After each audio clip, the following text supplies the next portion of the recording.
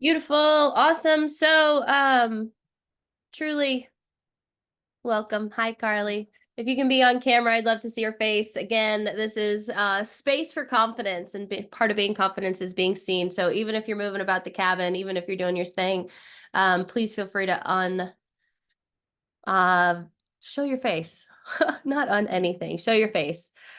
So perfect. In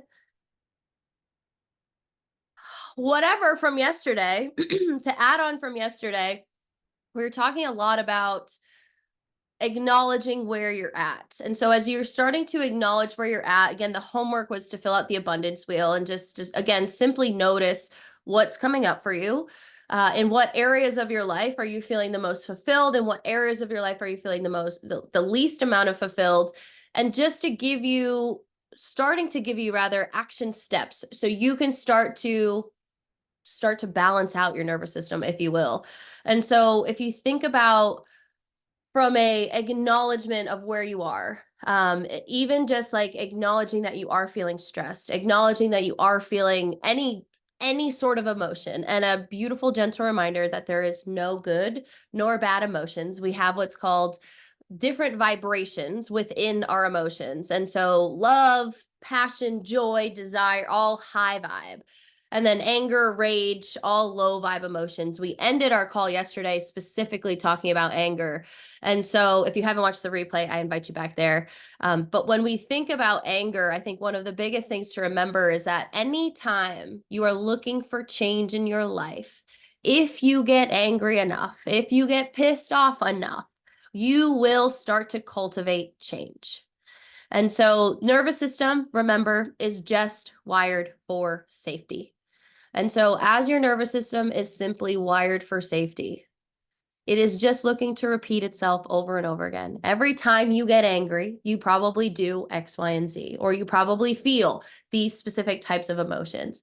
A lot of the work that I get to do with people, that I am blessed to do with people, is to start to notice where their emotions live in their body so that they can notice the emotion first, right? We were talking about reaction response again, right at the end of the session yesterday. In reaction and response, one of the best pieces that I find is when you start to notice the emotions and start to notice really how they feel. The feelings typically pop up first before that big emotion happens, right? Your nervous system is guessing what to do based off all of your five senses and everything that it's taking in. And so, if you're looking for change, if you're looking to create more confidence in your life, if you're looking to show up differently in yourself, in your relationships, getting to know yourself is the best thing you can do. And so, adding on to my story, when we were talking about the nervous system wheel yesterday, and I screen shared the wheel. Again, if you haven't looked at yesterday, that's a lot of this is going to it's 4 days. We're going to all blend them all together. And so from the nervous system wheel, for me, after my assault, the biggest piece that I noticed was that I was just flirting between fight or flight and freeze, and probably even into shutdown, fight, flight, freeze, shutdown. And again, I was doing quote unquote healthy things. And yet, specifically today, I'm going to talk about weight loss. I still had this, like, jiggle on my arm. I still had a low belly pooch, and I was moving my body the most I've ever moved my body before. I was eating the cleanest and the least amount of I've ever eaten in my life. And I ever hope to never eat that little again. Just not good for the whole systems in your body. And so, with that being said, I started to notice myself just flirting between fight or flight, freeze, and shutdown. And so as I started to just kind of find myself going between the two, one of the best things that I did for myself was just to simply slow down. For a long time, it was, and this actually is it played off of the stages of grief, from the Kubler-Ross model. If you don't know it, it's just a different way to view grief. It's literally looks like a roller coaster. And so for me, it was like almost like this bargaining, like if I do this, you'll do this. Kind of how a lot of the times how most of us pray. And if we think about, I pray to God, you pray to whoever you want. Um, but it's like almost like, if I do this, can I have this? If I do this, give me this kind of thing. And it's bartering. And it's going this back and forth, back and forth. And so with that being said, again, like, was coming more and more out of my body and out of the sensations within my body, looking for self-love again, looking for connection, looking for um, a different way to be with myself, because I wasn't enjoying being with myself after I was assaulted. And so I think the best piece, I went through teacher training at the time. I then went through a life coach training. I then went through all of these other continuing education bits. And I just started to collect. I started to doing a lot of Deepak stuff, and Deepak and Oprah were doing a lot of meditations together at that time. And so I started to really pay attention to doing more of the good, what I would call the good somatic stuff. Fell in love with meditation at the time. I shared yesterday that I used to fall asleep in meditation. Y'all, if you're falling asleep in meditation, that just means you need to sleep. You need to go to bed. And so I call it the medicine: meditation, journaling, yoga, movement, so on and so forth, all of the somatic tools in which I love to share. And so a huge piece of this work is knowing what medicine, not the Tylenol, not the Motrin, that too, if you take it, but like the water, the journaling, the meditation, the breath work, the movement, like knowing how to get out of your own way, learning how to recognize how you feel, acknowledge how you feel, right? That's day one. Find gratitude. This is all about today, but find gratitude for everything that's gotten you here. But then learning yourself so well that you know the medicine to give yourself, in order to continue to feel like you're aligned, true, elevated, again, whatever words you like to use, but the place in which you want to go, not who you continue to be, not who you've been in the past. And so today we're going to talk a lot about childhood trauma and things. We're going to talk a lot about finding gratitude and what it looks like really to be grounded into the person that you are, but really the person that's gotten you here, right? Who is the man? Who is the woman? Who is the person that is showing up in front of in front of your screen today? And what have they had to go? What have they gotten to go to? You little reframe, not had to. What have you gotten to go through in order to get you to this beautiful space?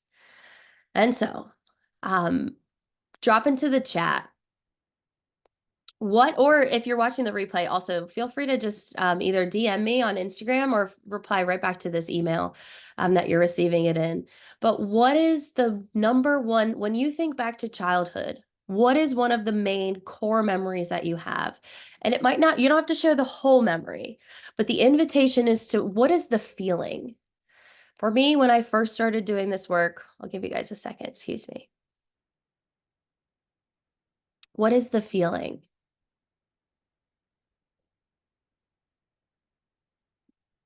Hey, Carly, I'm just seeing your chat. I'm glad you're at work. I'm glad you get to listen.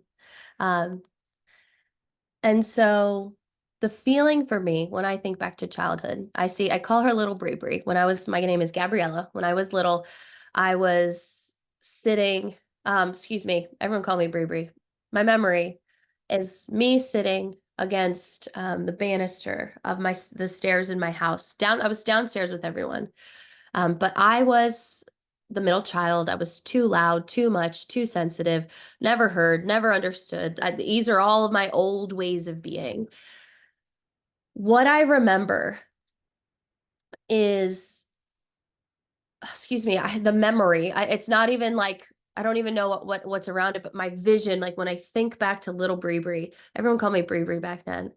What I see is her sitting against the stairs, not going up them, but alone, sitting with her knees drawn into her chest and her just sitting like this, like everything, whole front body closed off, crying, sobbing.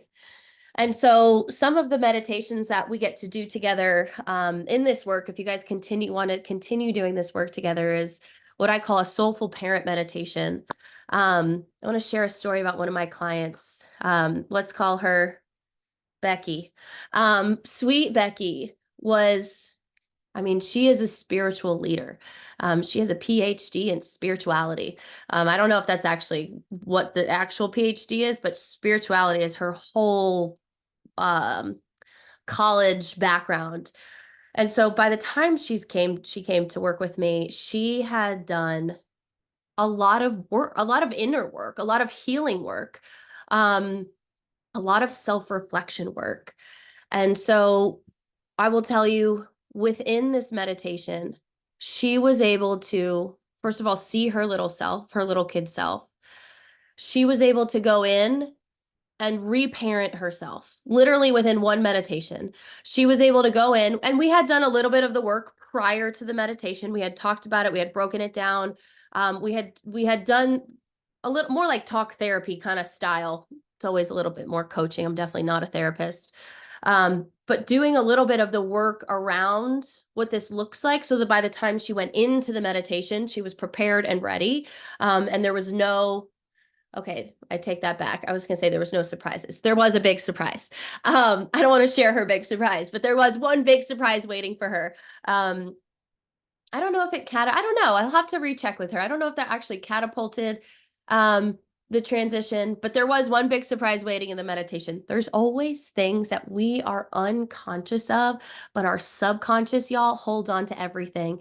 Your nervous system is wired by your subconscious mind. Subconscious meaning you're not even typically like grounded. You're not even really know that you're having these thoughts. So this is why the somatic tools are the biggest support, because they help slow everything down. They help get you out of this headiness, like actual conscious cognitive functioning, and they get you into the subconscious that is holding on to all of your past stories, all of your past memories, all of your past emotions, anything you have not processed. And so for sweet Becky, within this meditation, we did it just one time. She was able to go in, reparent herself. It's called the Soulful Parent Meditation. She literally was able to go in, remove her parents. There's a couple different ways in which I do it. I don't want to give too much away. But she removed her parents and she went in as the parent and was able to give herself what she needed in that moment. So as a little kid, she could then start the work on the healing. And so we then took a lot of time, me and Becky together. We were working in a one-on-one capacity, but a lot of time was spent reframing everything that was happening to her. Becky was the typical child of, dad was the typical breadwinner, mom stayed at home with the kids. Mom might have gone to work a little bit later, I believe, in once the kids were a little bit older and in school. But with that being said, everyone was scared of dad. Whenever she did not, and it was kind of a militaristic childhood, in the sense of like, there can't be any dishes left in the sink. If dad gets home and there are dishes left in the sink, you're in trouble. Your room better be spick and span. There not be any toys around. Like, even at a very young age, Becky remembers this way of being. And so if you can imagine Becky now as an adult, when she sees dishes in the sink, when her partner leaves dishes in the sink, when her stepkid is leaving things around the house, she starts to get that little bubble up.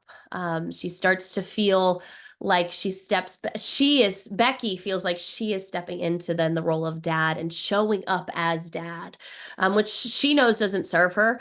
She didn't actually have the words for this when we first started, but throughout this meditation, she was able to really start to slow everything down and notice how her parents were showing up for her or not showing up for her. And then was able to, again, within the meditation, reparent herself. And then after the meditation, she was able to really, at a much more conscious, grounded level, be able to show up in the role of family, for her family, in the way that she wanted to, not in the way that her dad showed up for them, for her family. And so my favorite part about past exploration is everything I teach is in visuals. And so if you can imagine yourself in a theater, you've never been to a theater, it's like just put a stage up front and then a bunch of seats, and they go like this. You can all see the theater. You can sit wherever you want. You're the only one in there. Take a seat in the audience and watch your parents' lives unfold on stage. And just even before you were there, right? Watch their lives play, watch your grandparents' lives play out on stage, the things that you know, the things that you've heard of, and then notice how from your grandparents to your parents to yourself, the things keep repeat. I always do this. I'm very Italian. I use a lot of my hands. But the things continue to repeat. The lessons continue to repeat. It is the same, maybe different casts, different characters, different scenes, but everything else is the same. The script is probably very similar, right? The outcomes are probably very similar over and over and over and over again.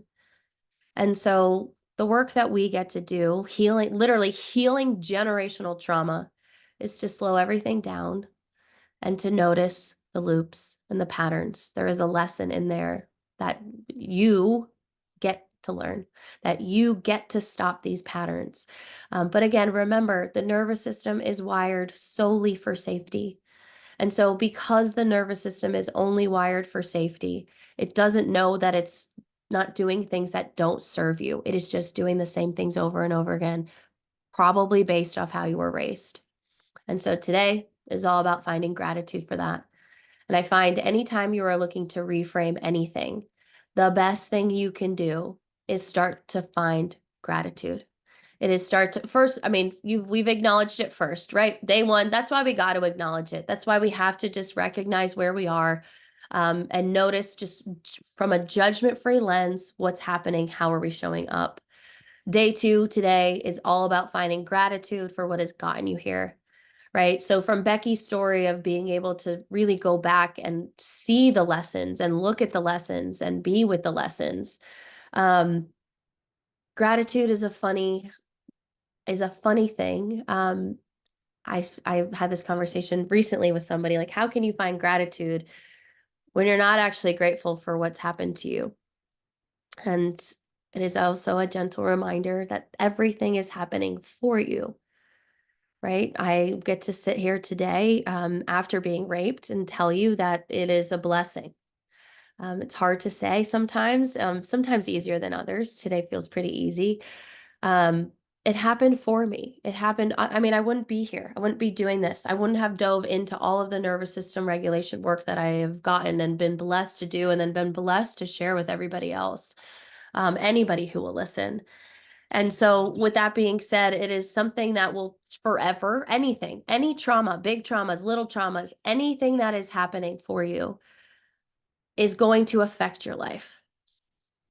And so, with the beautiful awareness and acknowledgement that it has gotten you right here, right now, to this present moment, with all of the beautiful people you get to be around, with all of the beautiful memories that you've, all of the things that you like, little trinkets that you've collected, all of the trips you've gone on, all of the things you've said yes to, all of the things you said no to. And knowing that our time together is meant to be towards stepping into confidence. I think the best thing is, what is confidence, right? I believe confidence is stepping deeper and fully into who you are and who you're meant to be. And once you're there, unapologetically, right? I'm loud, I'm Italian, like I try and live that up. You see me using my hands, I get loud. I also tend to get soft, right? When things start to get serious. And so I've learned this way. Yoga teacher training has been super helpful for that as well. But if you think about everything that has gotten you here, has affected you, has changed you, all of the friends that you thought would be your best friends for the rest of your life, who you know even no longer even talk to, don't even know what's going on in their life. Maybe you follow each other on Instagram still, and that's how you've kind of kept in touch. All so intentional. The things that have fallen off, the things that no longer serve you. I read a little story the other day about people being trees. And so some of the people in your lives are like the leaves of the tree in the summertime, and they're green and they're strong and they're there and they're colorful and they're filling you up. And but maybe you're also giving a lot to them. You're fueling them. Then by the time the winter comes, they've fallen off and they're no longer with us. There's also people in our lives that are like the branches, and the branches are a little bit stronger, a little bit firmer, but eventually the branches are going to fall off too. And then there's people that are like the roots. And the roots of the tree are the people who have affected you and changed you and help continue to ground you into who you are, who you're meant to be. And so I think one of the best things about finding gratitude is to notice and it doesn't need to be people, but notice what are the things that root you into who you are? Keep those. What are the things that are a little bit more like the branches? Maybe they serve you right now. Maybe they have served you. Maybe they no longer serve you, right? This is all coming back to acknowledgement as well. And then notice the things that are the leaves. And the leaves serve you for a short time. They might help you get you through a few brief moments. A couple of my clients in the past have been on different sort of actual medications, depression medications, ADHD medications.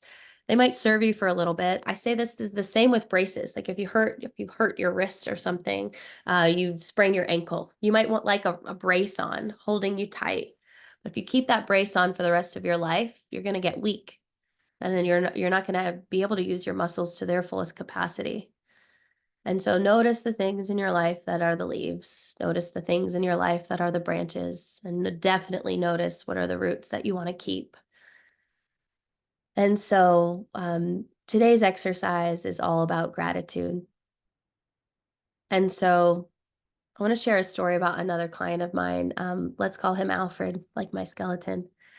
And so Alfred was a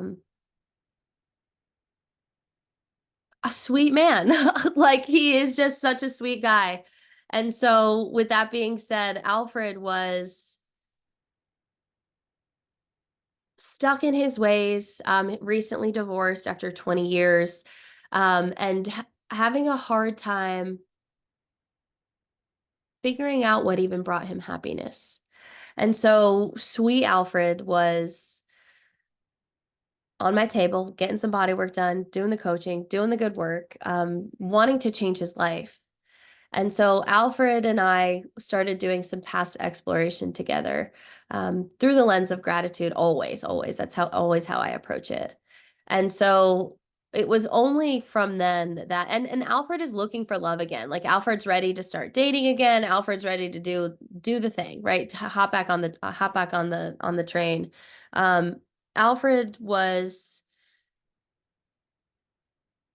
trying to figure out, I think his direct quote was, I just don't know what brings me happiness and joy anymore. I don't know what makes me happy.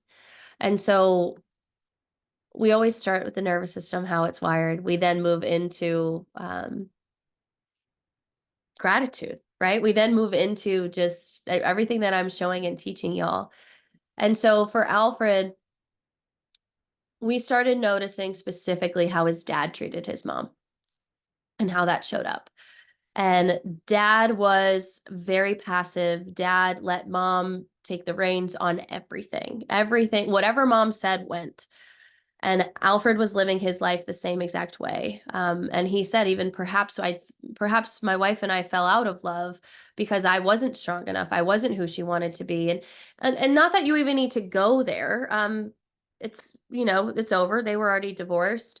But in reflection, finding gratitude, it might just be for the acknowledgement of where you are, finding gratitude of like, thank you for showing me, thank you for these downloads, thank you for teaching me that this is something that's going on, and I need to even be conscious of. And so once we really got to the bottom line of who Alfred's dad was and how Alfred's dad was showing up, he has been able to approach this dating scene in such a different way. He starts to have more opinions. He doesn't let the other partner, he doesn't let the woman just kind of say how it's going to be, what's going to happen, like he used to do in the past. And he used to say, I was the best hype man. Whatever my wife wanted to, ex-wife, excuse me, whatever my ex-wife wanted to do, I would hype her the fuck up. And so I think it's just a great reminder for everybody that there's a time and a place to be the hype man.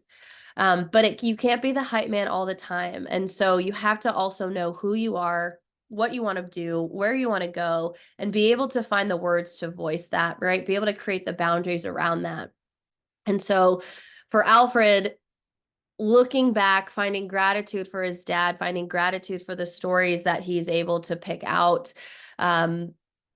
through all of the somatic tools, through a lot of the self-reflection prompts, Alfred has been able to totally change his approach to the dating scene, and he is in the process of attracting his ideal woman to him. But it's much quicker in the sense of he'll go on a date and be like, I know this person's not for me. Whereas before he would tell you like, I know this person's not for me, but I feel bad, but I don't want to hurt her feelings. But I don't want to make her think she's not good enough. And it's like, yeah, but also you just met this person. And so we've done a lot of work around like, if you know it's not the right person, it doesn't mean you can't be friends. It doesn't mean you guys can't have fun together, and get to know each other, right? But notice where you are hiding pieces of yourself. Again, especially this is a huge piece of Alfred's story. As soon as mom showed up, she was the dictator of everything. And so that is definitely how he was treating women. That is definitely how he treated his ex-wife. Um, and we are stepping into new shoes now. And so homework for today is going to be to notice where you're at. Make a big old gratitude list for all of the pieces of yourself. Think about who you are.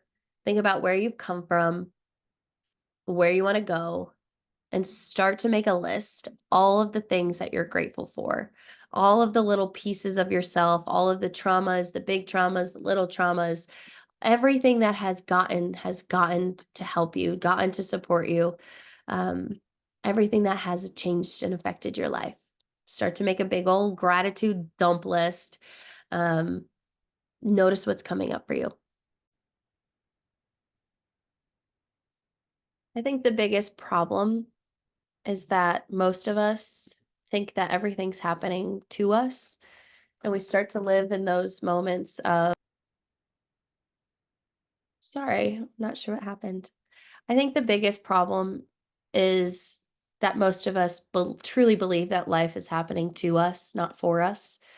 And we get stuck in these ways of our mind of, this is all I deserve, this is all I'm good for. Especially think about how you were treated as a kid. Think about the words that were said to you. Again, I was too loud, too sensitive. Those are my superpowers now. I love how sensitive I am. I love how I get to hold space for people, because I have that previous background of it, of feeling all of the feels. And so, not that they all serve me right now, and not that they all serve me in the moments when they're popping up, but being able to recognize that and being able to recognize when I was sent to my room as a kid and being told to shut the door and only come down when I'm feeling less angry, less triggered, less of the me, right? And so thinking about how the reframe of life is happening for you, thinking about all of the things that have happened to you, for your growth, for your acknowledgement, and again, with a judgment-free lens, and then only until you can really find gratitude for something, only until you really can, and this is my personal opinion, but only until you can find gratitude for something, and only until you can really see it, how it has affected your life, are you able to overcome it. And so if you'd like to call in anything different, anything new, you have to start to find gratitude for where you're at. Um, Again, it wasn't an overnight thing that I could tell you, like, I was raped and it was for a reason. It has changed the trajectory of my life, that I know. I'm sure I would be working in, some sort of professional sports setting, doing athletic training. Maybe not, but that was the trajectory of my life and where it was going until I was assaulted. And then I had to go back and do all of the healing work. And I tried to do it through athletics. I tried to just get really busy moving my body. And I know I've shared, like, that didn't work for me. And so start to notice where the gratitude starts to show up. Start to notice where the resistance to gratitude starts to show up. And maybe there's a reframe in there. There's always a reframe in there. Um, but what can you find gratitude for today in order to change your tomorrow?